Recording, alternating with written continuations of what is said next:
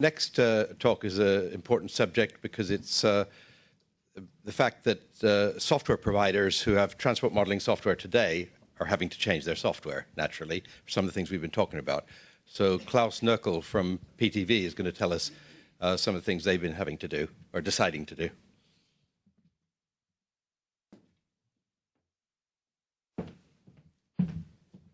Thank you. Yeah, one of the upsides of being late in the program is that you can skip the introduction and save time that way. One of the downsides is that you want to respond to what others have said in previous presentations. And here, at least, I want to mention that because we are associated so closely by many of you with traffic microsimulation, I'm not continuing Nick's topic into this presentation. No traffic flow simulation of autonomous vehicles from me. I'm talking about strategic modeling, actually, and how to deal with mobility as a service in various forms in strategic travel demand models. Now, the good part about being able to... This is not the right presentation, I'm afraid. Okay, interesting. It's not too bad because but still, that's strange.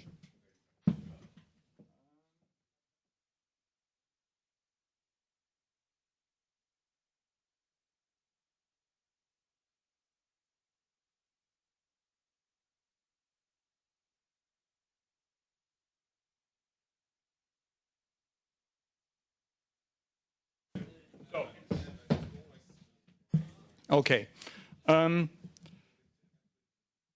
So we've seen that with all those changes in mobility, actually we have a great number of questions that everybody wants to be answered at the moment. Stakeholders, just like the cities, but also the fleet operators, and I believe there are two objectives that we have to face. First of all, of course, and we've talked about that most of this day, is to answer those questions at all, to face them and not stick the head into the sand. The second objective, which is also important to me at least, and I wanted to answer that a little bit in today's presentation, is to answer them soon. Because some of you may have heard about the case of the transit plan for Nashville, Tennessee, that was recently trashed because it didn't contain any effects of mobility as a service and was therefore considered inadequate. And this could happen and raises the question, what can we actually offer people today or tomorrow to build into this year's model?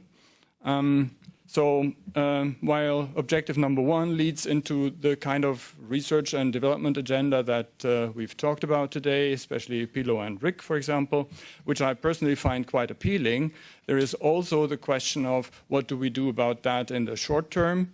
Pilo had at least that also on his slide. How can we use today's tools, today's models in a creative way and answer at least some of the questions instead of doing nothing at all? That's the alternative at the moment, right? If we just wait. Okay. So if you look at literature over the last 5 years, then you will find there is quite a bit already on modeling mobility as a service in various forms, ride sharing, vehicle sharing, and so on. But most of that is actually quite standalone and talks about optimizing the operation of those services, basically from the point of view of the operator of such a service, of the provider. There is relatively little on the conjunction with travel demand modeling, and that's a pity a bit, because if you look at the questions, some of the questions here do have to do with the operation. So, pointer is a bit weak. Like this one here about fleet size. This is a typical case of a question that the fleet operator wants answered, and that where those modeling methods are quite apt at answering those questions. On the other hand, some of them talk about the combination of new forms of mobility with conventional public transport modes, for example. And I believe that tomorrow's world will not be an either-or decision. It will be probably, very probably, a combination of new and old. And that's what makes, in my opinion, a combination of models for new modes with existing models very worthwhile. Second observation that is connected to the second objective, do something soon, is, okay, we would like to develop something at PTV that doesn't gather dust on the shelf, but actually finds its way into practice as soon as possible. And therefore, even if the things that we want to model are disruptive, I know that it will certainly help if the way we model them is somehow evolutionary and a step up from what we know at the moment and is compatible with the model architectures that we are speaking about. And we've seen that in Rick's presentation, for example, earlier, where he compared the different types of travel demand models.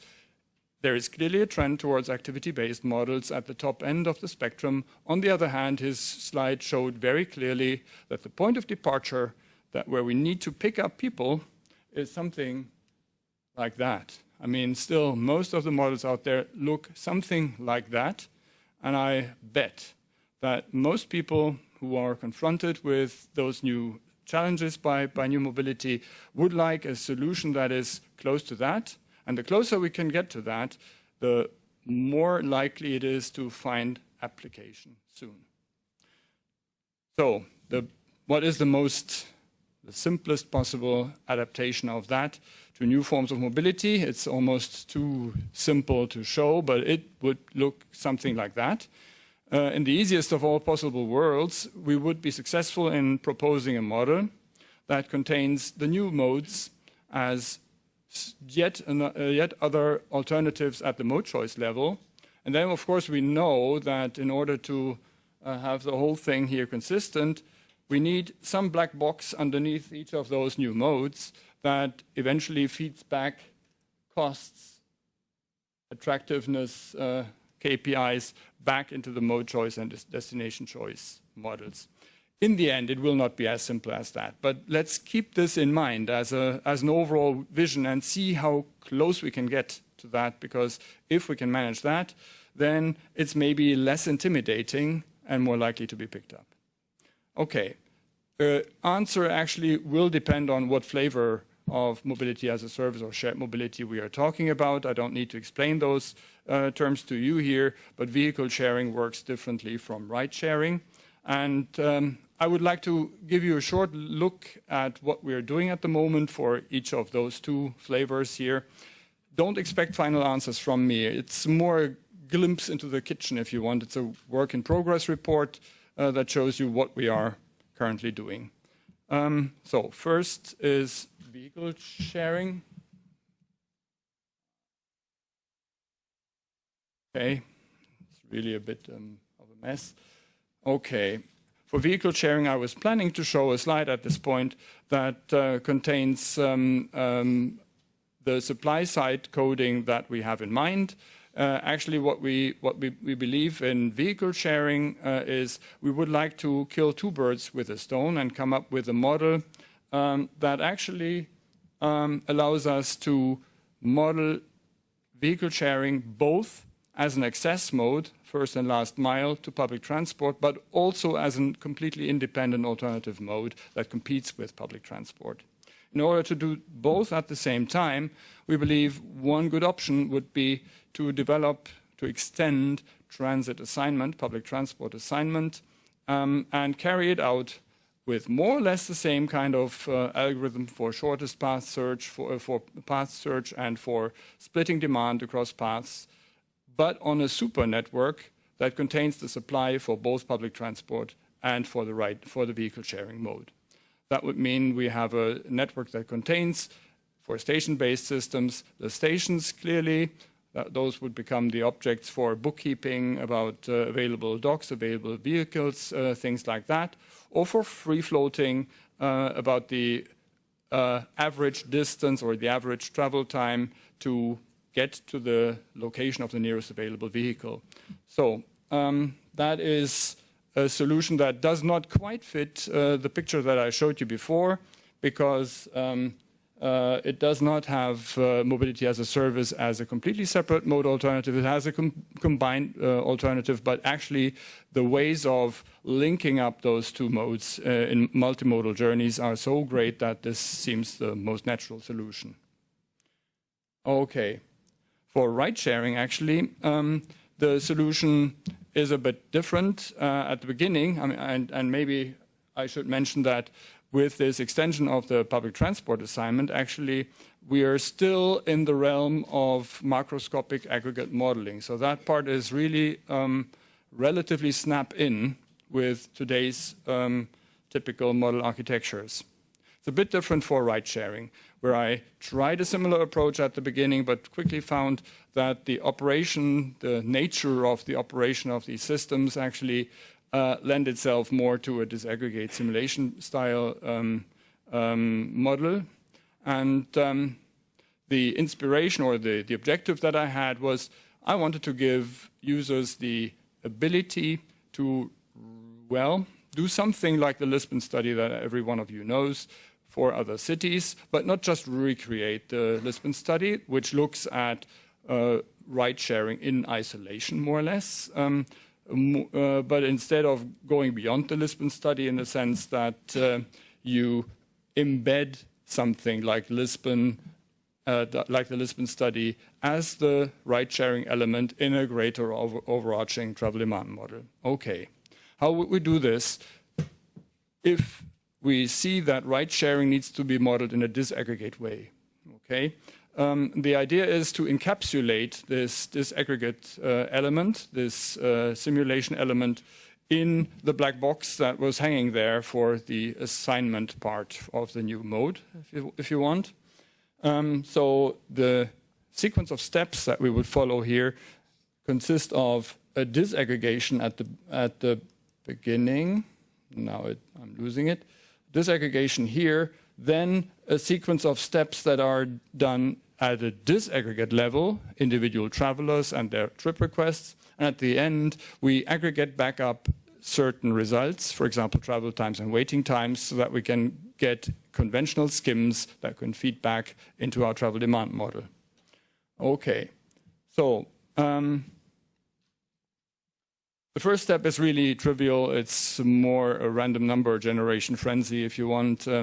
Actually taking an aggregate OD trip table that we get from mode choice and developing from it a list of individual trip requests, randomly generating departure locations, arrival locations, desired departure times. Those are the elements that we have to look at. Then the next step is really the algorithmically interesting step. That's where you solve the dial-a-right problem or the right matching problem or whatever you want to call it. That's where you have to come up with a tour plan or a schedule for all the vehicles in your fleet and assigning each vehicle to the trip request in the sense of that you tell each vehicle which trips to pick up and set down at which of its stops. Okay, and that is something we will have to talk about again in a minute. Then the remaining steps is, of course, you want to be able to look at the solution and want to extract costs from different perspectives, from the user perspective to feed it back into the travel demand model, but also from the operator perspective to come to an economic evaluation of the operation. Okay, so if you think about, okay, there's another critical slide missing here. Sorry about that, really. If you map this, if you think about how you can map this to existing software, so you make best use of proven technology, then it's relatively straightforward to see that the last three steps match to what you can find in existing travel demand modeling software, ours or anybody else's. That's the skimming, the extraction of costs from path information and so on.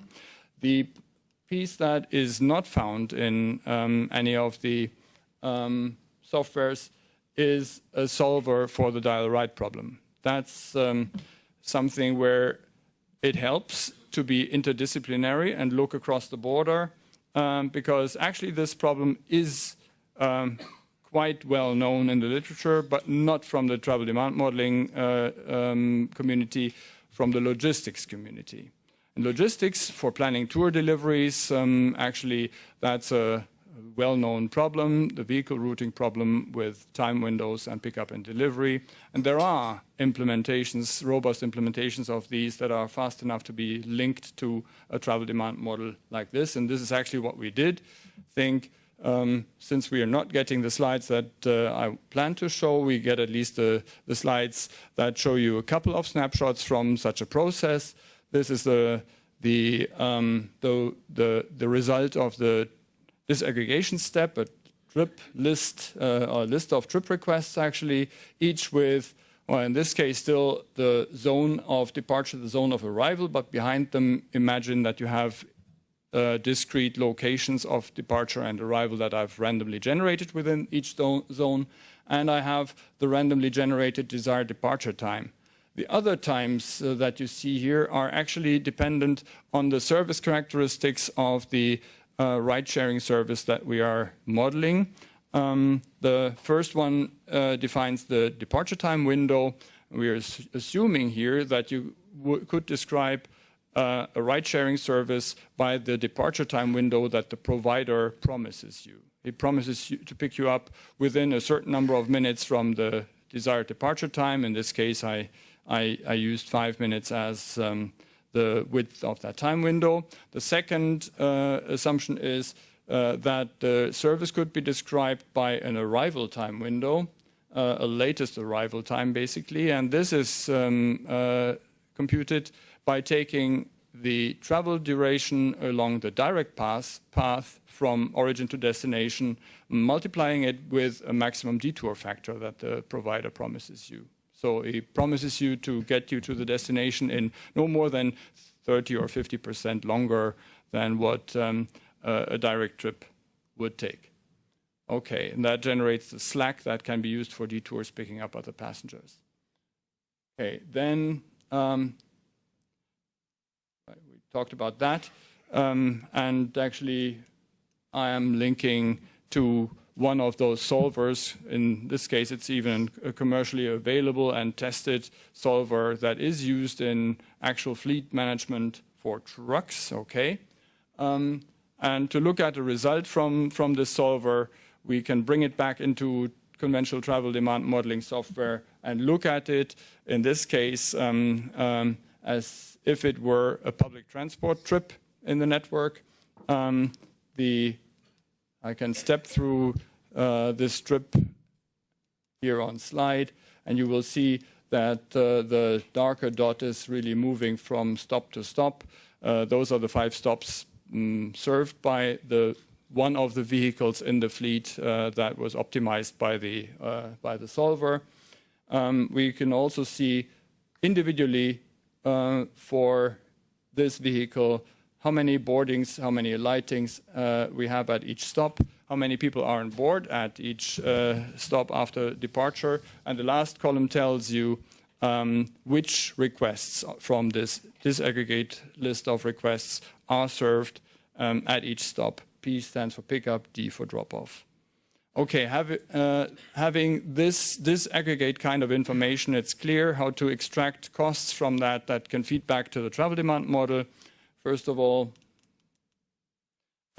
we can combine the actual departure and actual arrival times that I found from the tour schedule for all the vehicles with the trip request information that was input to the whole procedure at the beginning.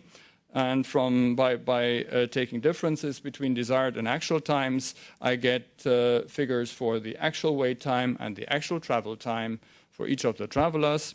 And by averaging these over all the trip requests for one OD pair, I get to conventional skim metrics for travel time and waiting time. So that's how I can feed back costs from this aggregate model to my otherwise aggregate travel demand model around it. The second kind of evaluation that I can drive from there immediately is that on for the operator. Of course, by leveraging functionality that all of these softwares have for the for statistics about public transport services. I can get service kilometers, service times, all of these immediately. And by summarizing actually the information about how passengers were assigned to the vehicles, I also know immediately how the vehicle mileage of those shared vehicles breaks down by level of occupancy. That gives me an interesting feedback on efficiency. For example, I see here the number of kilometers that the vehicles spend running idle without any passenger on board. I also see how the number of kilometers goes down with the level of occupancy. And in this case, it means that it wouldn't make much sense to operate a vehicle with a larger capacity than about 6, given the remaining characteristics of the service. If I wanted to do that, if I had a fleet of vehicles that are larger than that, I would have to change something else about the specification of the service, most likely the width of the time windows, for example. But that, of course, would have other effects, for example, changing the attractiveness and lengthening the travel times of the service. And that is something I have to balance against the economic viability of running the service in the first place. Okay. Coming to the last slide, actually, I would say that the challenge is clearly here. We need to do something about that. It would be a case of negligence to build models without this element in it. And the advent of shared mobility in that sense does not explicitly require autonomous vehicles. It just makes the economic bottom line much more interesting if the driver costs drop out. That's clear. So it's clear that the advent of autonomous vehicles will only accelerate what Uber is doing already with Uber Pool. So that's for sure. We want to create the capability for modelers to include the element in travel demand models and plan to deliver over the next couple of releases functionality in the model that will help you do that, starting with the vehicle sharing element that will be the first, really, and then probably the next will be the ride sharing element. Okay, maybe one final word here.